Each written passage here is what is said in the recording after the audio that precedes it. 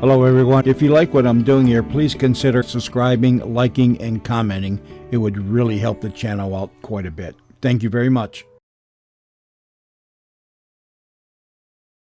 You're twice as sure with two great names, Frigidaire and General Motors.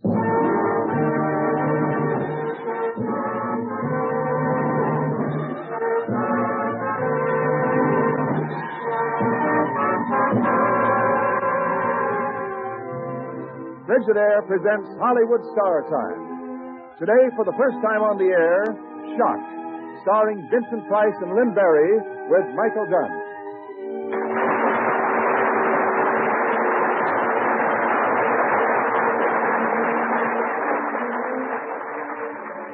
Each week at this time, Frigidaire brings you radio versions of Hollywood's finest motion pictures with Hollywood's greatest stars. Today, the first radio performance of the sensational new psychological drama, Shock, produced for the screen by 20th Century Fox, who are also producers of Darrell F. Zanuck's Technicolor film, Leave Her to Heaven, starring Gene Tierney, Cornell Wilde, and Gene Crane. Now, in just a few moments, Shock.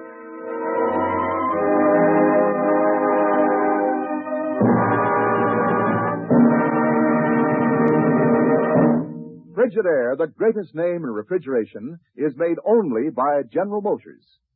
And it's this association of experience with experience, of skill with skill, that makes Frigidaire America's favorite refrigerator today. The 7 million Frigidaires built and sold are the best proof of Frigidaire's outstanding record of dependability, of lasting satisfaction. For back of every great refrigeration principle pioneered by Frigidaire, back of every exciting new Frigidaire feature, back of every exclusive Frigidaire advantage, is one all-important purpose: to keep food good to eat. Remember this when you choose your new refrigerator. Remember the record of millions of Frigidaires in millions of American kitchens. And remember, you're twice as sure with two great names. For Frigidaire is made only by General Motors. Now the first radio production of Shock, starring Vincent Price and Lynn Barry, with Michael Dunn, and featuring another brilliant musical score conceived and conducted by Alfred Newman. Shock. Shock.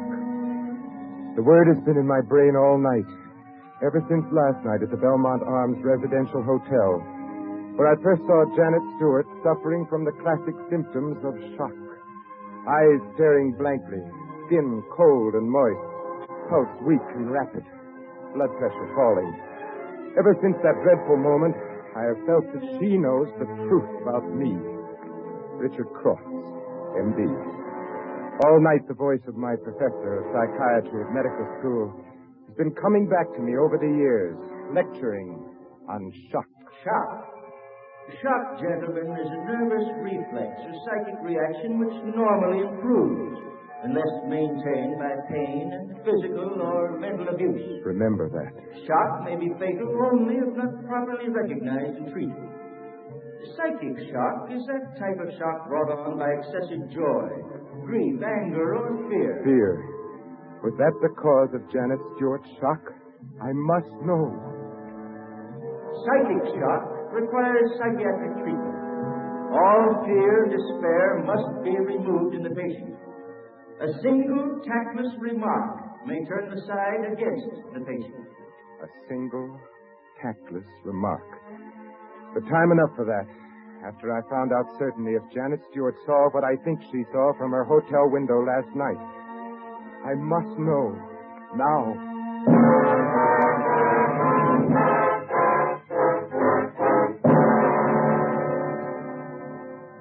All right, Miss Jordan. Syringe. Yes, Doctor. I must find out. Dick, what happened last Don't night? call me Dick around the hospital. The door's closed. I don't care. The way things stand now, it might be fatal. But why? Just give me the hypodermic, Miss Jordan. Yes, Doctor. Now. So. Now, can you tell me what happened? Who is this woman? Where'd you find her? Where'd she pick up such a terrific condition of psychic shock? Why are you... The drug is taking effect. Now, perhaps I'll have the answer to what I want to know in a moment. Mrs. Stewart, I am Dr. Richard Cross. I am your friend. You're in my sanatorium. You're receiving excellent care. Now, I want you to try to remember last night.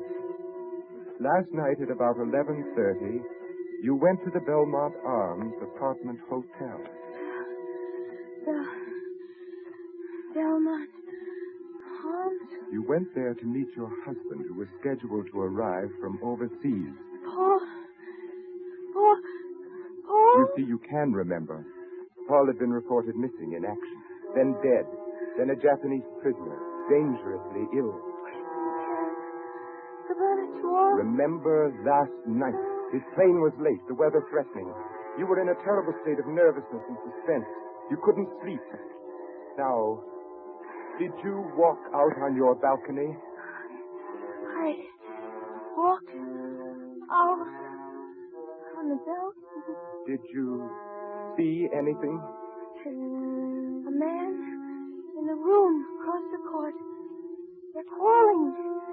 He's hitting her with a candlestick. He's killing her. He's trying to kill his wife. Her husband is killing her. Stop him! Stop him! Stop him! That's all. Dick, what is this? She does know. She remembers the name. Dick, you killed Margaret? Yes. I couldn't stand it any longer. I meant to ask her for a divorce. She taunted me about you. She threatened to tell the newspapers to ruin us both. I lost my head. There was a heavy silver candle. Never mind, I heard the rest. She knows. She was standing in the window across from ours. She saw everything. In her dangerously nervous condition, she went into a state of psychic shock. Then, ironically, the house doctor called me. What about your wife? I've told the hotel manager that I'm joining my wife in the mountains and to ship my trunk up to the lodge. And the trunk? Yes. I'll be there to take care of it when it arrives. You're not sorry? Oh, Lane, I don't know. I hadn't planned to kill her. Oh, I should have called the police, but I lost my head. Call the police. And serve 20 years for manslaughter? Think what that would have done to us, Dick. Now we're safe. No, Janet Stewart's shock will wear off in 2 weeks. Then she'll remember without a sedative injection. She'll talk. Her shock will wear off only if you let it wear off. What? Think What do you about mean? it, Dick. But her husband will be in tomorrow to see her. What will I tell him?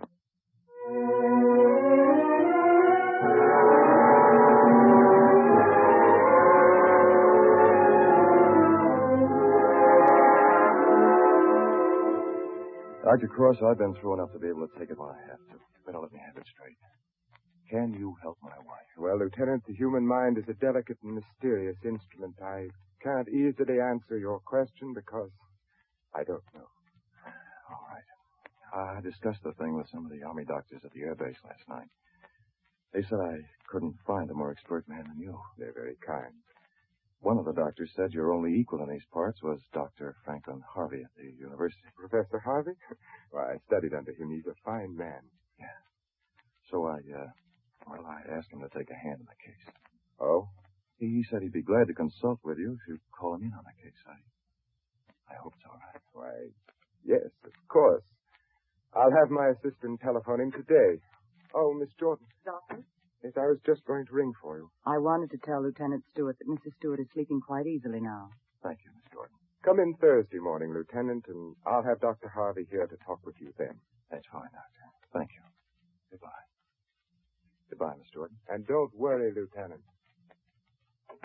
What do you mean you'll have Dr. Harvey here to talk to him? Stewart asked for a consultant. Are you going to allow I it? had no other choice. Dr. Harvey will bring her out of her shock in a week. Oh, she'd come out anyhow. The thing to do is to try to make her forget what she saw. Make her forget. At all costs.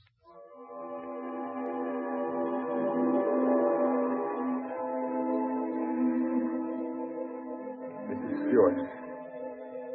Mrs. Stewart. Listen to me. You're out on that balcony again. You're looking across the court. They're quarreling. Make them stop. Quarreling. Quarreling. Here, he's striking her. Again. Again. Again. He's killing her. Again. Make it stop. Again. Make it Again. stop. Now it's you. No. He's hitting you. Hitting you. My Hitting head. you. Stop. Hitting you. You're Hitting killing you. me. Kill him. No, stop. Kill him.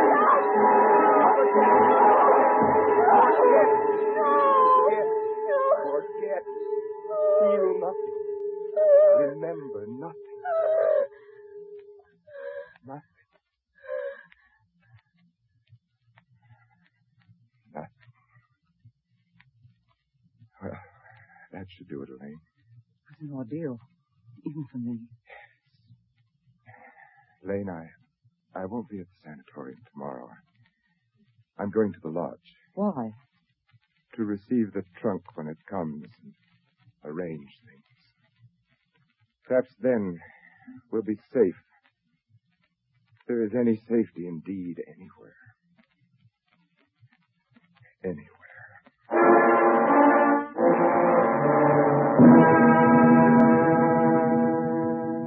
Something unforeseen has happened. While I was away at the lodge, Edwards, our only dangerously violent case, got loose in a thunderstorm.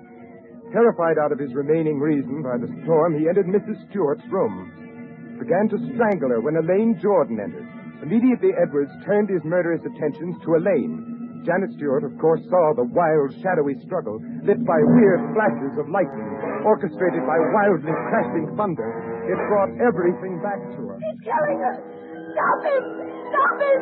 He's murdering his wife. Her husband is killing her. Help. Help. Help. He killed her. I saw him do it. Too bad, Miss Jordan. Yes, Dr. Harvey. He killed This her. unfortunate affair will delay her recovery indefinitely. Perhaps permanent. She keeps insisting that she saw a murder ever since Edwards nearly killed me. Hallucinations, of course. Too bad. Murder.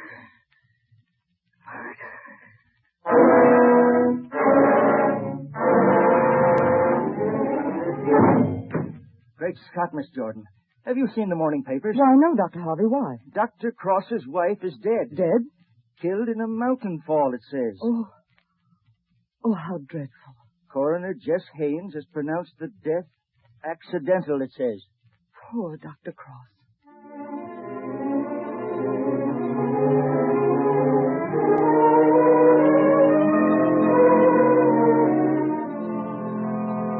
You saw the papers, Elaine? Yes, and it all worked out beautifully for us. Driving home from the lodge, I got to thinking about you. I offer the standard penny for your thoughts. I wondered, is Elaine worth what I've done? And the answer? It's no use, Elaine. I love you.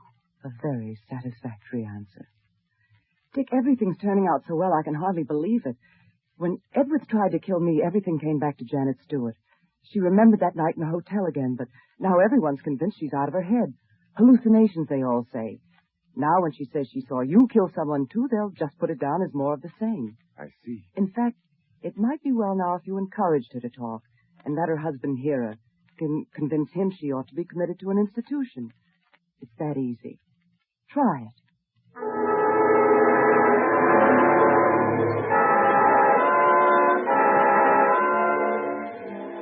Go ahead, Lieutenant. Wake her up. Will she know me? Yes. The shock is gone. It's something else now. Janet, darling, it's Paul. Paul. Sweetheart. She knows me. She's all right. Janet, I'm here. I've been here for days. Paul. Is it really you? Yes, Mrs. Stewart. He's been here every day. Paul. He's the one. He killed her. He picked up a silver candlestick and hit her. You see, Lieutenant? Don't leave me, Paul. He'll kill me. He'll kill me. You better give her a hypodermic, Miss No, Gordon. no, I won't let you. I won't let you. Go to my office, No, Lieutenant. Paul, come back. Don't leave me. Don't leave me. Don't go away from me, Paul.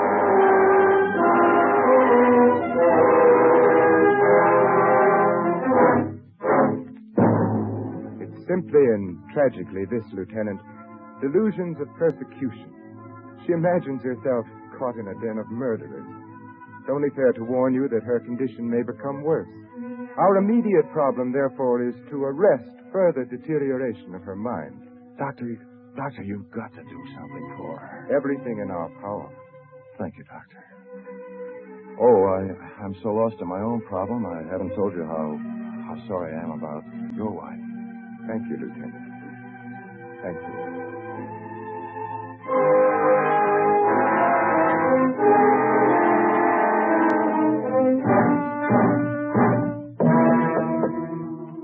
Come in. Cross? I'm Dr. Richard Cross. O'Neill, Office of the District Attorney.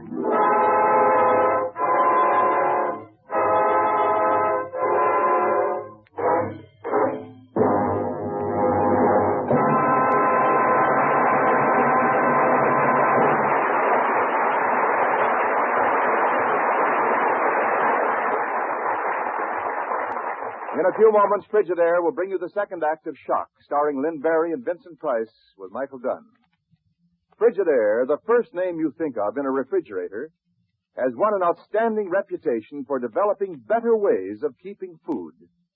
Every one of the great refrigeration principles pioneered by Frigidaire has this all-important purpose: to keep food good to eat.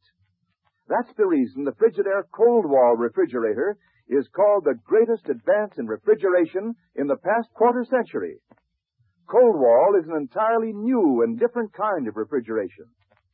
It is a method of cooling right through the walls of the refrigerator instead of the usual metal freezer you're accustomed to seeing. When you look into the new Frigidaire Cold Wall, you see no freezer. You see no frost-covered coils. The door opens wide on sparkling shelves that extend clear across the interior. Then you feel the inside walls, and they're winter cold. And you notice something else. The air is moist and still, and you know that foods won't dry out, that they're guarded against wilting and shrinking, and you know, too, that this protects precious vitamins. You'll see that foods stay fresh, colorful, appetizing, without the bother of placing covers on them. And you'll learn that one food won't pick up the odor of another. Cold Wall is the result of years of research in food keeping, and only Frigidaire has it. Remember this when you choose your new refrigerator. And remember, you're twice as sure with two great names. For Frigidaire is made only by General Motors.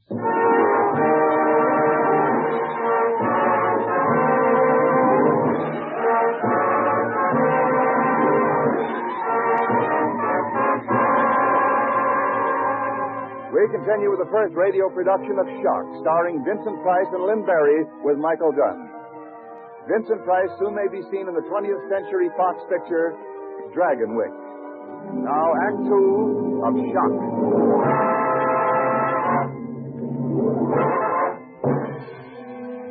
So that's the way it is.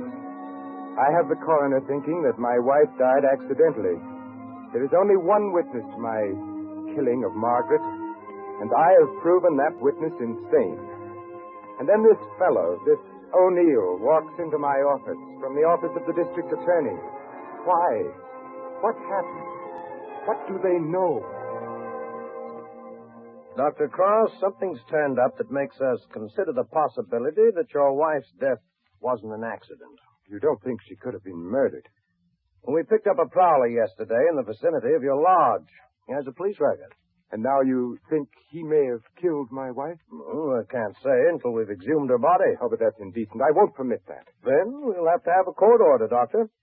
I'd hoped you'd be more understanding, more anxious to see the killer caught and punished. You do want him caught, don't you? Yes, of course. Well, then how can you conscientiously stand in the way of the law, however distasteful its methods sometimes must be? I can't, of course, Mr. O'Neill. You have my full permission. Oh, thank you. You'll hear from me soon, one way or the other.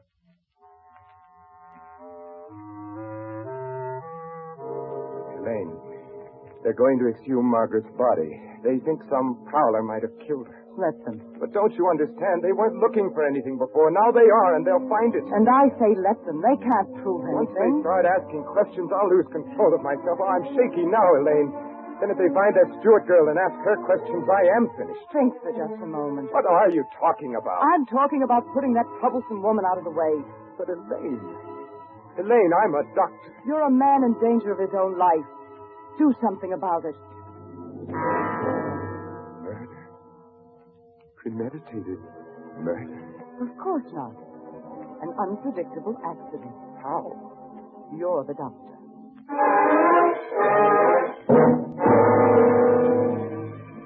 All night I've been thinking of the danger from the district attorney's office, from O'Neill, thinking of Elaine's words, thinking of Dr. Franklin Harvey lecturing on psychotherapy. Psychic shock is an affliction, true. But in psychiatry, artificially induced coma is a heaven-sent treatment for certain mental derangements. Such coma may be induced in various ways. Let us consider the carbohydrate method. Great care must be taken to avoid accident. Failure to bring the patient out of coma in time may result in death. Death. Death.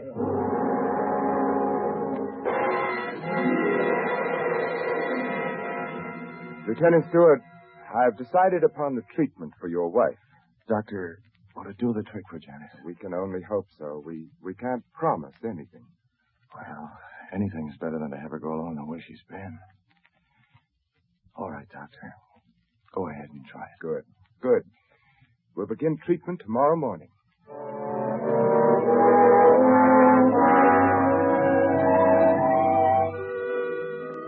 Oh, hotel, war, department, regrets. Shall I bring her out of it now, Dick? Wait. Prisoner of war. Done it line. Now? Wait. Regret. War. All right. Bring her out of it now.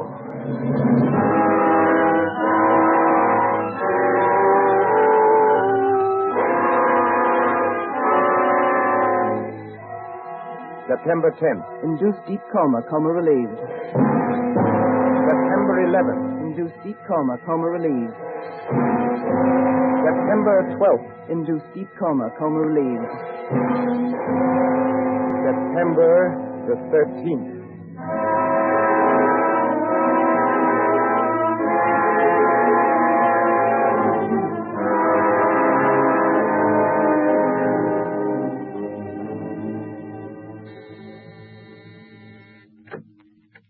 O'Neill. Oh, yes, come in. I hope I didn't get you out of bed so early in the morning. Oh, no, I go down to the hospital early these mornings. Well, had to serve the papers, you know. Papers? Coroner's inquest. I see. What did the coroner find? Murder. What? Your wife was murdered. Are you sure? Yes, she was struck several times with a heavy silver candlestick. How do you know all that? Microscopic fragments of wax and of silver in the wounds. I see. A criminal hasn't much of a chance anymore, has he? No, sir, he has not. Well, just keeping you posted, Doctor. Is that all today? Yes, that's all, Doctor. See you at the inquest. Murder? Of course not. An unpredictable accident. Failure to bring the patient out of coma in time may result in death. Yes, it's time now. It's time.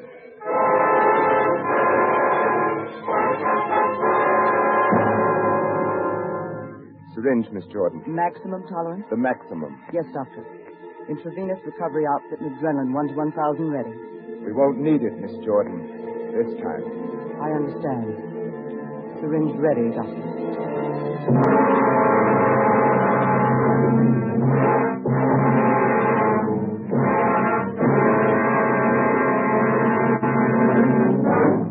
Dr. Harvey.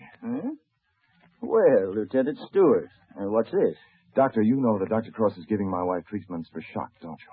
Yes, we've had fine results with it in the past. Why? Well, I saw my wife yesterday after she came out of the coma. She still insisted that she saw Dr. Cross strike his wife with a candlestick. Yesterday, she said he's trying to kill her. Yes, a common delusion.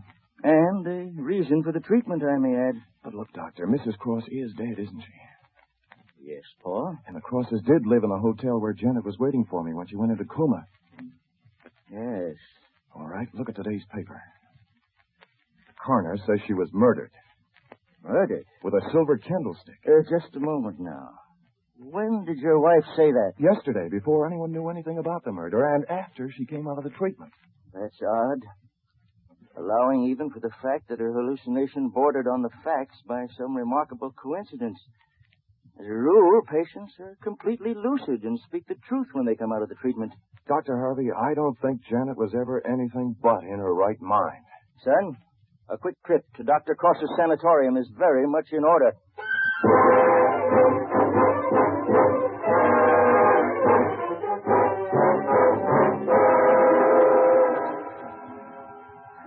Elaine, I'm a doctor. I can't go through with this. You've got to go through with it now. Wheel that intravenous outfit over here. I won't let you do it. Get out of my way. No, I'll smash the equipment. You'll smash the equipment. Yes. No, you will not smash the equipment. Dick, don't touch me. You will not smash the equipment. Dick, keep away from me. You were going to make me do this. Please. I hate you. I think I ought to kill you. Dr. Cross. Professor Harvey. He's insane. He tried to kill me. Dr. Harvey, quick, my wife. The intravenous outfit, Professor. Well, hurry. I'll help you, Dr. Harvey. If you'll control the flow of the solution, I'll insert the needle. There. Now, flap off, Doctor.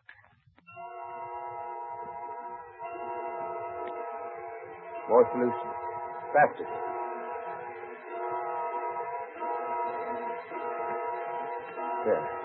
There, that's good. Yes. Another moment too soon. It's going to be all right, Janet, darling. It's going to be all right.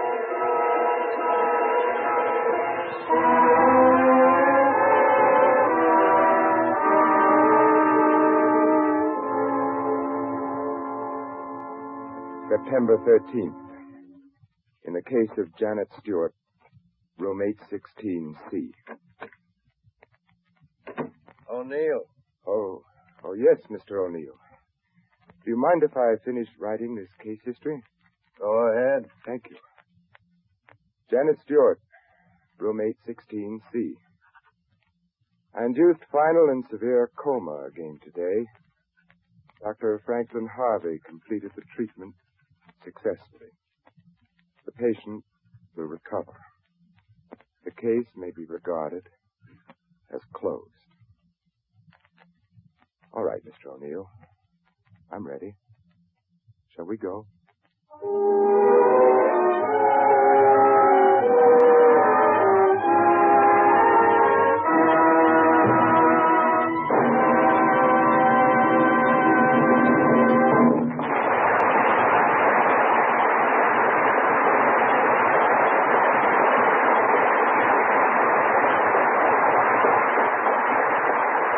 Thanks to Vincent Price, Lynn Barry, and Michael Dunn for a splendid performance, and to their supporting cast, Lorene Tuttle, Joe Kearns, and Fred Howard.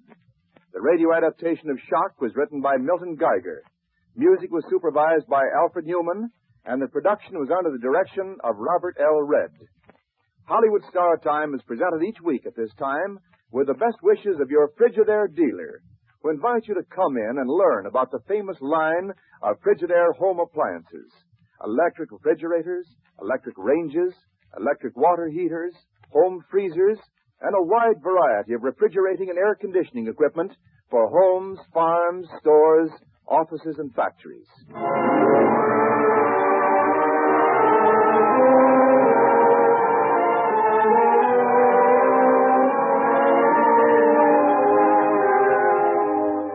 Next week at this hour, Hollywood Star Time will present Victor Mature and June Haver in a brilliant radio production of the 20th Century Fox musical, My Gal Sal. This is Wendell Niles speaking for Frigidaire, made only by General Motors.